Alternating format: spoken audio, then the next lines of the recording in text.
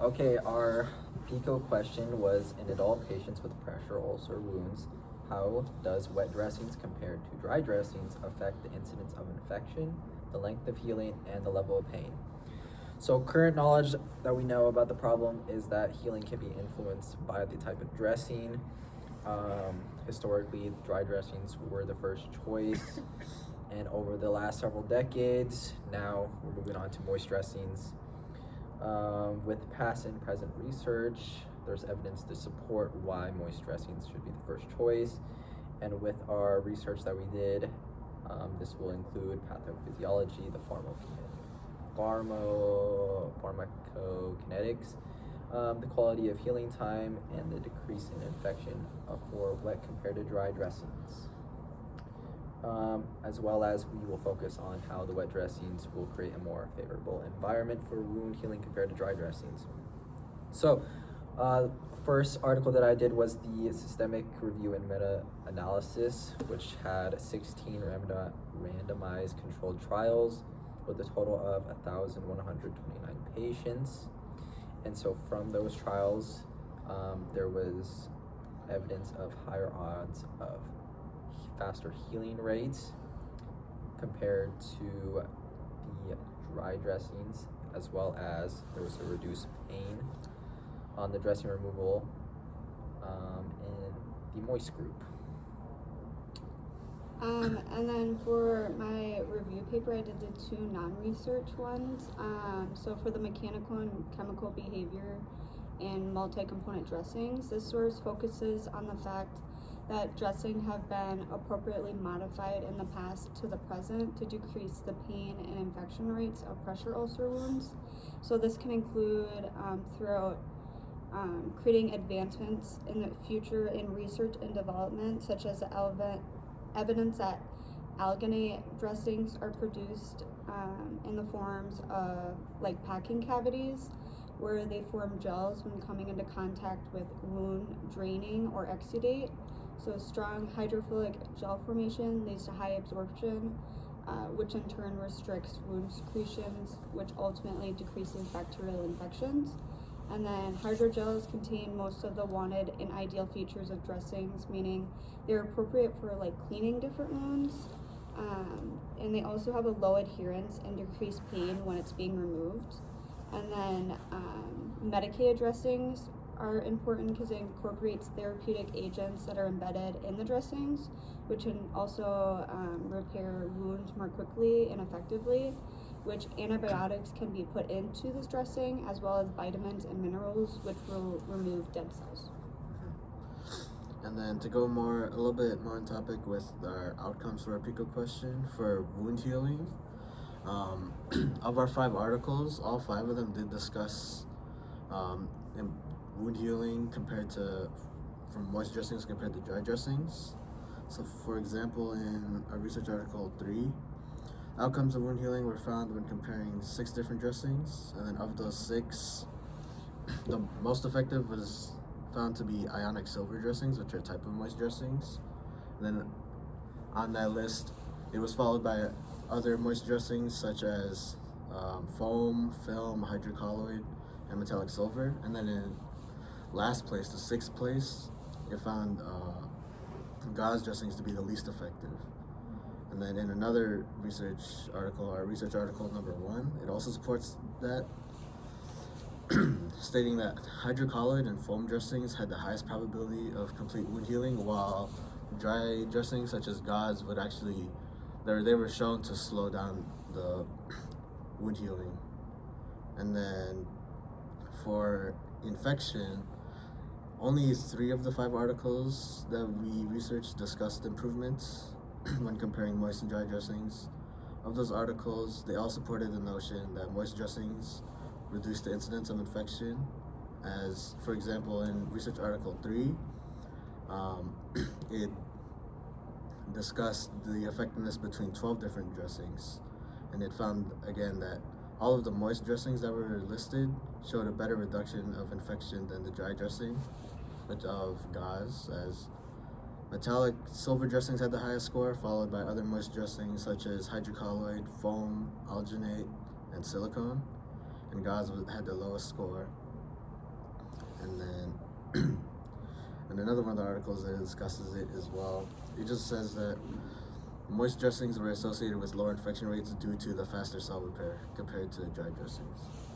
I thought it was cool that in my article that I think it was the second one, it went into like moist dressings were better, kind of like Jeremy and Liza were both saying, but also it went into a specific which moist dressing was supported as the best option in terms of like our various outcome indicators, which is our incidence of infection, the rate of pain, and the like time of healing. So our evidence showed that moist dressings are the best for our outcomes, but also showed many specific moist outcomes that would be the best supported for our three outcomes as well. Mm-hmm. Okay, moving on to some gaps in the knowledge bases. The type of dressings. So in one article, it talked about the specifics about hydrofiber, silver nylon, and polyurethane foam as their main dressings during the study, while another study focused on the different combinations of nanoparticles in the dressings. So comparing these two, it would be different outcomes, as well as the variations in wound characteristics in the patient populations would also influence the different studies. Alright, and then for mine, going back to the non-research, my portion really focused a lot about like the advancement of bandages and wounds in like the future. So the gaps in knowledge for that would be including like the financial aspects of it and producing more advanced dressings, as well as education among medical and nursing professionals. So there is an increased demand and need for various types of wound dressings for different incidents and conditions. So there's an increased research into something that's called a smart bandage. So this creates a closed loop system that can sense and monitor temperature, pH level, exudate, moisture level, and proteins associated with inflammation or infection, such as like biomarkers, in real time. So the primary purpose of this is continuous release of medications such as like antibiotics or anti-inflammatory drugs, which are triggered by changes in temperature and pH. And the greatest purpose and evidence for this are increased blood flow, enhanced migration, which closes the wound, and then inhibition of biofilm and bacterial growth. The wound bed is wet and chemically active environment. While there is research into the design of these receptors, there's a knowledge gap of actually achieving precise control over the rate and dose of the drugs, which would ensure the drug penetrates the target tissue properly and appropriately. Another knowledge gap is the comparison of the clinical efficacy of traditional care versus modern care. There needs to be a large-scale, like randomized control trial to demonstrate if these smart bandages would work properly. And without proper research, trials, and like well-planned approach with financials and like distribution, it remains a significant hurdle to reach that goal.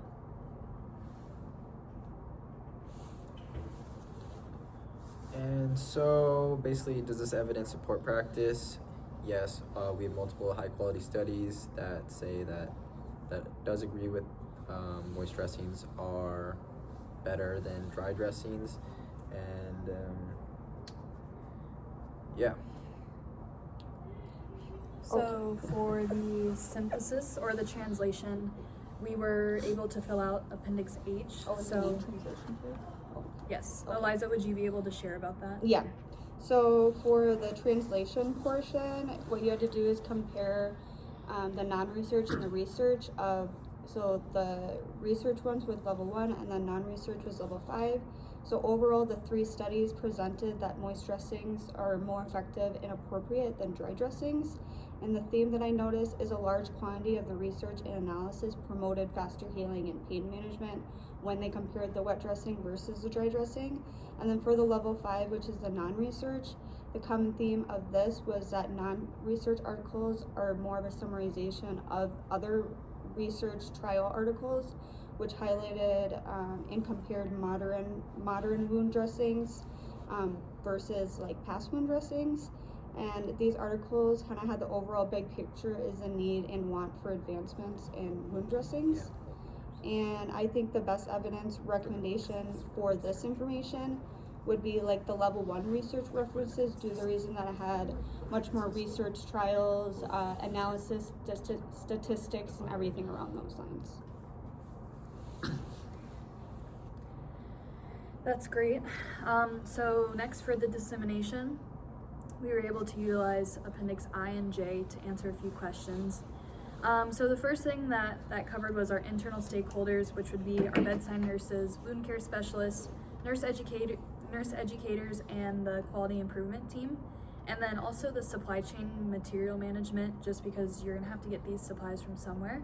So they definitely would want to be involved as an internal stakeholder. Our external stakeholders would include patients and families, like accrediting bodies like the Joint Commission, and then those who are just indirectly affected by wound care. And then my target audience would primarily be the internal stakeholders, which would be nurses and the educators, who would be kind of explaining why this is important and how they're going to teach that. Some essential information I would need to share is that the evidence is strong, the safety risk is low, and the change aligns with our priorities, which is improving our infection rates, the patient outcomes. It also involves a clear protocol of expectations, and those outcomes were measured with infection rates, healing times, pain scores, doing activities of daily life with or without pain because of the wound, and then the number of patients receiving the moist dressings and the length of stay in those patients. So barriers that could include, unfortunately, would be staff unfamiliarity. So like if nurses weren't being educated, if physicians weren't being educated with those moist dressing techniques, increased supply costs because of those moist dressings. Unfortunately, moist dressings, especially if they have antibiotics, are going to be more expensive. And then the differences in dressing choices amongst providers. So like I even think about, we all had different clinical sites. So like how many different moist dressings could we be doing, thinking that that's the right choice. But strategies to overcome that would be providing structured staff teaching, a monthly competency check, so like testing your nurses and your physicians on why is this right, what are we doing, and then collaborate frequently with the supply chain. So the methods of dissemination I would share would be internal and external. The internal ones would be in-service training sessions, emails, posters, and guides. So like even in our classrooms in our nursing building, we have like posters that have QR codes, which you scan it and then you get a video, so it's quick access. I mean, I'm thinking cost effective as well. Epic or EHR updates, whatever documentation, like a pop-up if you enter a dry dressing, like why did you do that, who gave you the order to, X, Y, and Z. Staff meetings, and then the sharing of outcomes once the annual report has come in. And then an external would be presenting to a hospital quality council or just a poster or summary report. So that was it for the dissemination. Did you have a reflection? Yeah, we can go ahead and talk about the reflection.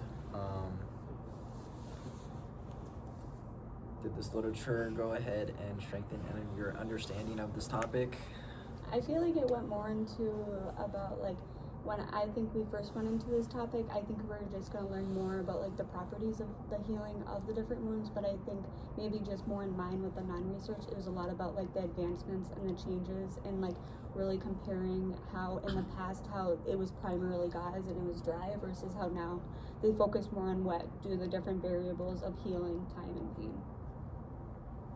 Yeah, actually, adding on to that, I really honestly thought our thing was going to be more focused on the healing of the actual things that we said of our goals, rather than the actual focusing on specifically the gauze and what goes into it and how we're trying to make it better. I guess we focused, I think there was a lot of adding on of like, I didn't really think about how like Elena brought up that the money that would have to go towards making these different advancements, just like Ryan said, I thought when we were going to do it, it was going to be more of like a focus of like how each, of course we did learn that, but like how each wound is being healed and like the variables of that. But I think there is a lot of external factors that go with this as well.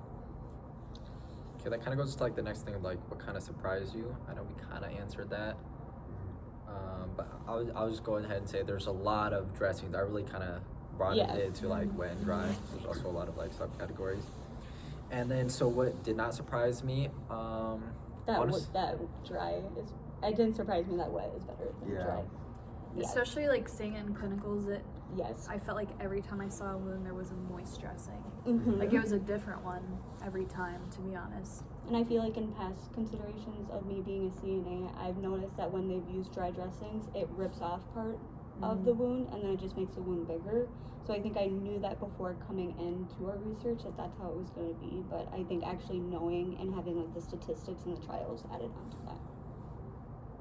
yeah, I kind of also thought the incidents or adverse events would be higher. But then again, if you're actually doing proper wound care, it wouldn't be high. How did this change your understanding of the identified issue? I feel like it just kind of added on to it. Yeah. Added on Yeah, to our knowledge, strengthens it, Right. yeah. Strengthen our research for sure. our evidence of why we're saying it. I feel like before, like I said, it would just be like, oh, I know wet is better than dry, but I didn't know why. Anything else? Is that it? I'm done. Okay. Thanks for Thank watching. you. Oh, that was 16 minutes. God.